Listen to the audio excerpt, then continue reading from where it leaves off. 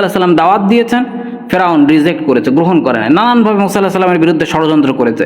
তরমুজের ব্যবসা করত, এই তরমুজের ভিতরে পয়জনিং করত। মুসা আলাইহিস সালাম নিষেধ করলেন। ফেরাউন বলল, মুসা তুমি কি আমার আগে পৃথিবীতে এসেছো না আমি তোমার আগে এসেছি? মুসা আলাইহিস সালাম বলে, না ফেরাউন তুমি এসেছো, কিন্তু আমি তো আল্লাহর নবী, আমি তো জানি তুমি যে কাজ করো এটাতে মানুষের ক্ষতি হচ্ছে, এটাতে মানুষের শারীরিক ক্ষতি হচ্ছে, মানুষের শরীরে যখন এটা যাবে এই বিষ পয়জনিং, এটা তো মানুষের শরীরকে ক্ষতিগ্রস্ত করবে, এটা তুমি করো না। ফেরাউন বলে, আমার তো টাকার দরকার। কি দরকার? টাকার দরকার। এরকম ব্যবসায়ী কি বাংলাদেশে আছে না?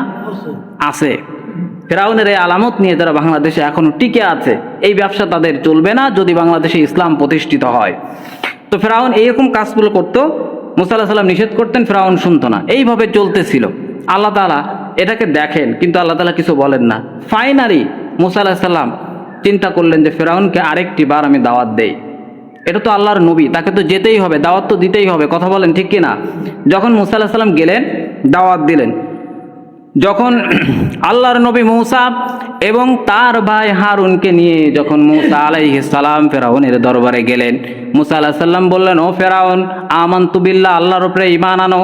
খুব রাগী নবী ছিলেন, রেগে যখন যেতেন তখন পাগড়ির ওপর দিয়ে চুলগুলো সোজা হয়ে দাঁড়িয়ে যেত, এমন নবী ছিলেন মূসা আলাইহিস সালাম। বললেন, ও ফেরাউন, আমানতু বিল্লাহ, আল্লাহর উপরে ঈমান আনবি কিনা বল। তখন ফেরাউন বলল, আমাকে দাওয়াত দেওয়া কি এত সহজ নাকি? তোমার থেকে আমি কম বুঝি নাকি? মূসা আলাইহিস সালাম বললেন, অবশ্যই তুমি বেশি বুঝতে পারো, কিন্তু এই বেশি বোঝাই তোমার জন্য ক্ষতির কারণ হতে পারে। আমি আল্লাহর নবী, তুর পাহাড় থেকে যেই বাণী আমি আল্লাহ রব্বুল আলামিনের কাছ থেকে নিয়ে এসেছি, একটা তক্তার উপরে রব্বুল আলামিন তাওরাত আমার কাছে পাঠিয়েছেন, ওই তাওরাতের ঘোষণা আমি দিতে চাই।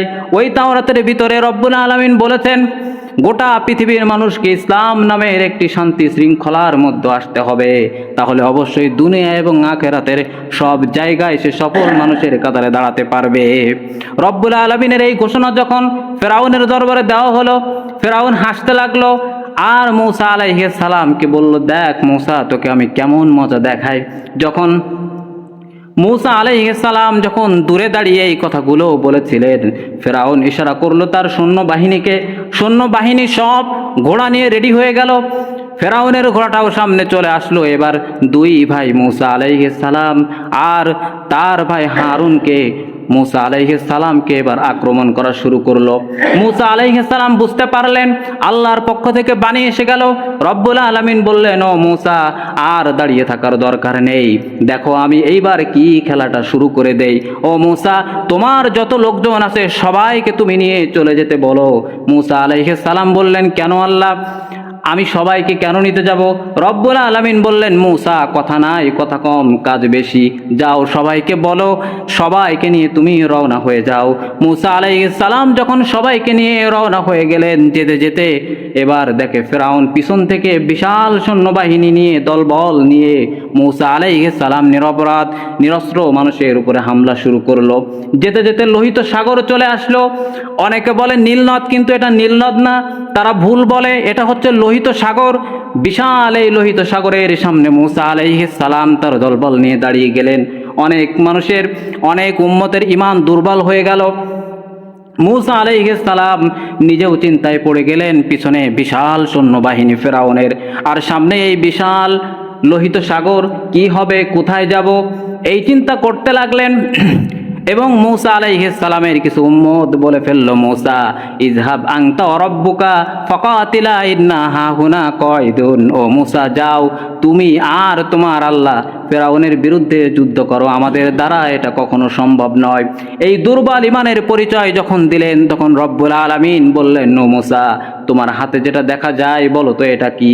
মূসা আলাইহিস সালাম বললেন, আল্লাহ, এটা তো লাঠি, এই লাঠি দিয়ে আমি ফল পাড়ি, এই লাঠি দিয়ে আমি পাতাগুলো ঝরাই, আবার ছাগল বকরিদেরকে খাওয়াই। রব্বুল আলামিন বললেন, এত কথা শুনতে চাইনি, ওই লাঠি দিয়ে তুমি লোহিত সাগরের মধ্যে একটি আঘাত করো।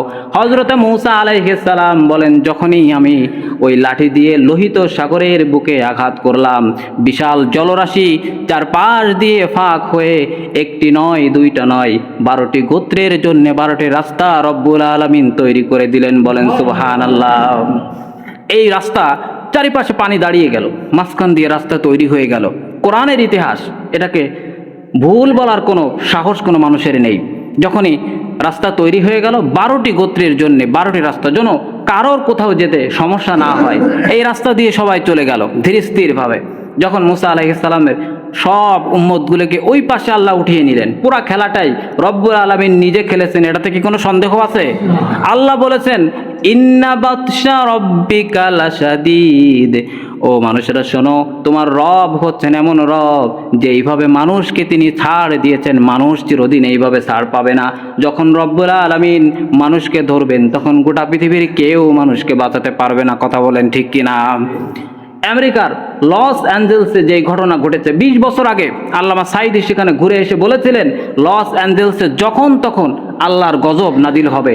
20 বছর পরে এসে আমরা দেখলাম আল্লাহর গজব এসেছে, পুরা লস অ্যাঞ্জেলসকে রব্বুল আলামিন পুড়িয়ে ছাই করে দিয়ে গোটা পৃথিবীর সকল মানুষদেরকে, শুধু নয় এই পৃথিবীতে যারা গাদ্দারি করে, যারা মানুষের উপরে দাদাগিরি ফলাতে চায়, তাদেরকেও রব্বুল আলামিন চূড়ান্ত শিক্ষা দিয়েছেন। কথা বলেন ঠিক কিনা? মুসলমানদের উপরে আঘাত করেছে, গোটা প্যালেস্টাইনকে তারা শ্মশানে পরিণত করেছে, শিশুদের উপরে আঘাত করেছে। রব্বুল আলামিন বলেছেন ইন্না বাতশা রব্বিকা লাশাদীদ, অবশ্যই আল্লাহর পক্ষ থেকে ধরা আসবে, অবশ্যই আল্লাহর পক্ষ থেকে আযাব আর গজব পাকড়াও আসবে। এটা যখন আসবে এটাকে মোকাবেলা করার ক্ষমতা পৃথিবীর কোনো মানুষের কখনোই হতে পারে না। কথা বলেন ঠিক কিনা? যুগে যুগে সেটার প্রমাণ আমরা পেয়েই আসছি। তো মুসা আলাইহিস সালাম যখনই লোহিত সাগর পেরিয়ে ওই পাশে উঠে গেলেন, এবার আল্লাহ বলছেন নো মুসা, তোমার সব উম্মতগুলো চলে এসেছে নাকি? রব্বুল আলামিনের এই কথার উত্তর মুসা আলাইহিস সালাম দিলেন, বললেন রব্বুল আলামিন সবাই চলে এসেছে, আর কোনো সমস্যা নেই। এইবার ফেরাউন ঠিক জায়গা মতো এসেছে, লোহিত সাগরের সামনে এসে ভাবে কোন দিকে যাই, কি করি। এটা তো ছিল সাগর, হঠাৎ কেন রাস্তা হলো, চিন্তা ভাবনার ব্যাপার। যখন এইরকম চিন্তা করতে থাকলো, ফেরাউনের ঘোড়া ফেরাউনকে টেনে নিয়ে গেল। সবাই যখন দেখলো আমাদের বস ফেরাউন তো ঝাঁপ দিয়ে পড়েছে, ফেরাউন মনে করেছিল এটা মনে হয় আমার বাপের রাস্তা তৈরি হয়ে আছে, চলো যাই, মূসা তো গিয়েছে। যখনই লাফ দিয়ে চলে গেল, রব্বুল আলামিন যখন দেখলেন ফেরাউন লোহিত সাগরের ঠিক মাঝ বরাবর জায়গায় চলে এসেছে, এবার রব্বুল আলামিন বললেন ইন্নামা আমরুহু ইযা আরাদা শাইআন আইয়াকুলা লাহু কুন ফায়াকুন। রব্বুল আলামিন বলছেন যখন এই পৃথিবীতে কোনো কিছু ঘটানোর প্রয়োজন হয়, তখন রব্বুল আলামিনের পক্ষ থেকে শুধু কোন নামের এই আওয়াজ, কোন মানের এই কোন নামের এই আদেশটাই রব্বুল আলামিনের জন্য যথেষ্ট। বলেন সুবহানাল্লাহ। আল্লাহ বললেন আরাদা শাইআ, পৃথিবীকে নির্দেশ করলেন কুন ফায়াকুন, শুরু হয়ে যাও কুন ফায়াকুন। তখনই গোটা পৃথিবীর, তখনই এই বিশাল সমুদ্রের যে জলরাশি মুহূর্তের মধ্যে এটা একাকার হয়ে গেল। যখনই এক হয়ে গেল, কিছুক্ষণের মধ্যে দলবল যা ছিল, পানি টানি খেয়ে ঘোড়া ঠোড়া যা ছিল মনে করেন সব শেষ। বেঁচে আছে শুধুমাত্র একজন, মিস্টার ফেরাউন। কে বেঁচে আছে? মিস্টার ফেরাউন। ফেরাউন কত বড় চালাক ব্যক্তি দেখেন, কি চালাকি করেছে কোরআনের ভিতরে আল্লাহ তাআলা সেটাও বলে দিয়েছেন। ফেরাউন বলছে মুসা আলাইহিস সালামের দিকে ইঙ্গিত করে, যখন ফেরাউন দেখলো যে পানি টানি খেয়ে পেট টেট বেশ ফুলে গিয়েছে, তারপরে সমুদ্রের তলদেশে যেই কাদা আছে এটাও খেয়েছে, খাওয়ার পরে পেট টেট যখন ফুলে গিয়েছে, যখন দেখে চারিদিকে পানি আর পানি, বাঁচার আর কোনো পথ নেই, তখন সে মনে করলো দেখি মুসার সাথে একটু চালাকি করা যায় কিনা। ফেরাউন তখন মুসা আলাইহিস সালামের দিকে ইঙ্গিত করে বলে ও মুসা, আমি আমানতু বিল্লাহ, এবার আমি ঈমান আনলাম তোমার সেই রবের পথে, যেই রবের নাম তুমি বলো, যেই নবের পথে তুমি ঈমান এনেছো। ও মুসা, তুমি বিশ্বাস করো, তোমার ওই রবকে বলো পানি খেয়ে আমার অবস্থা খুব করুন। তোমার রবকে বলো তোমরা যেই রবের ওপরে ঈমান এনেছো, আমি ফেরাউন সেই রবের ওপরে ঈমান আনলাম। বলেন নাউজুবিল্লাহ। দেখেন, দুইটা সময় মানুষের কোনো তওবা আল্লাহ তাআলা কবুল করবে না। কোন সময়? বাদাল গড়গড়া, যখন মানুষের মৃত্যুর গড়গড়া নিয়ে এসে যাবে, যখন মৃত্যুর সময় সাইয়েদনা আজরাইল আলাইহিস সালামকে মানুষ দেখে ফেলবে, তখন যদি সে তওবা করে, ওই তওবা কি কোনো কাজে লাগবে? আমরা তখনই কিন্তু তওবা পড়াই বেশি। কথা বলেন ঠিক কিনা? কিন্তু বিশ্বনবী বলেছেন বাদাল গড়গড়া, এই সময় তওবা পড়লে কোনো কাজ হবে না, তওবা করতে হবে আগে। এই তওবার অর্থ হলো আল্লাহর পথে একটা লং টাইম ধরে, জীবনের একটা লং টাইম ধরে চলতে হবে। মোমেন তো সেই যে মনে করে আমার একটা ভুল হয়েছে, সাথে সাথে তওবা করে নিতে হবে, এবং মৃত্যু সব সময় আমার আশেপাশে ঘুরতে পারে, আলিঙ্গন হতে পারে। কথা বলেন ঠিক কিনা?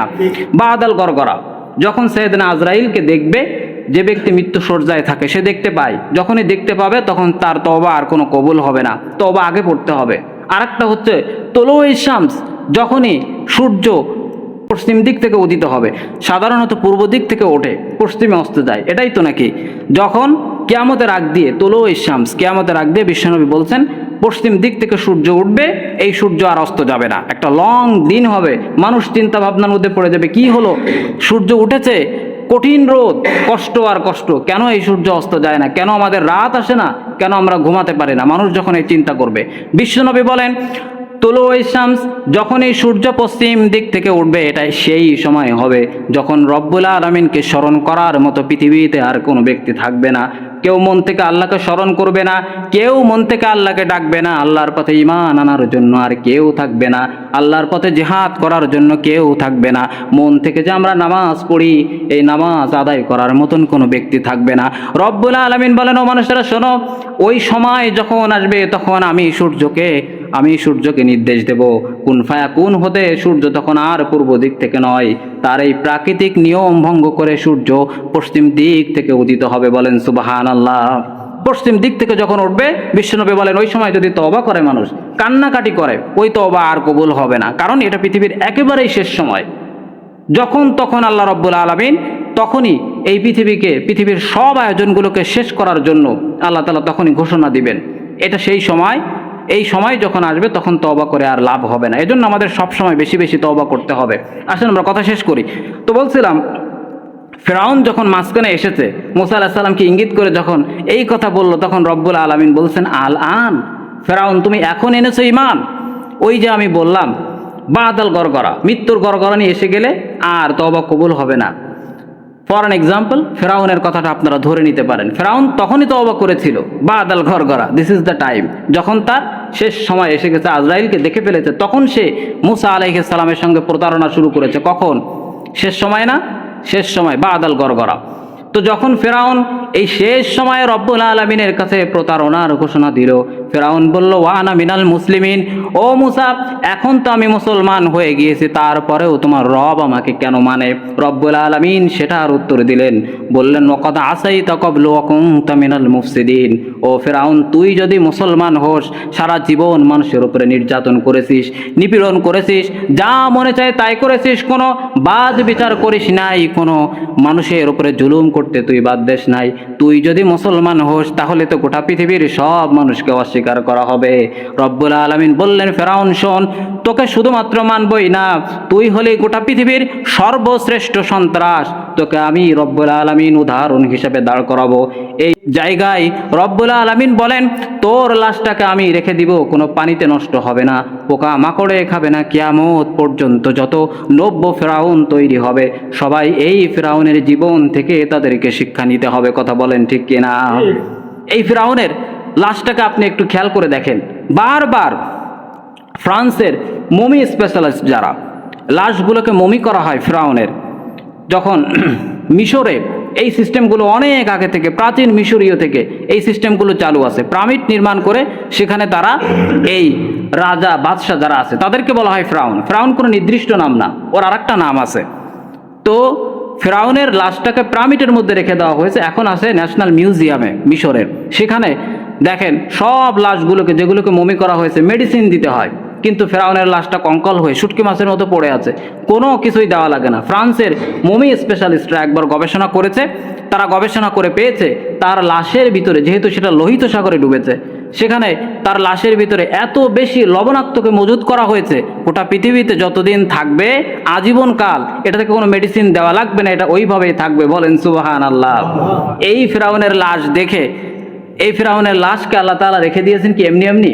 আল্লাহ বলেছেন কুলসিরু ফিল আরদ ফানজুর কাইফা কানা আকিবাতুল মুকাজ্জিবিন। রব্বুল আলামিন বলেছেন গোটা বিশ্ব ঘোরো, গোটা পৃথিবী দেখো, আর আমার সত্যের অস্বীকারীরা বারবার তাদেরকে ক্ষমতা দিয়েছি, ক্ষমতা নিয়ে তারা কিভাবে মানুষের উপরে জুলুম করেছে, নির্যাতন করেছে, এটা করার কারণে তাদেরকে আমি রব্বুল আলামিন কিভাবে শিক্ষা দিয়েছি, সেখান থেকে শিক্ষা গ্রহণ করো। কথা বলেন ঠিক কি?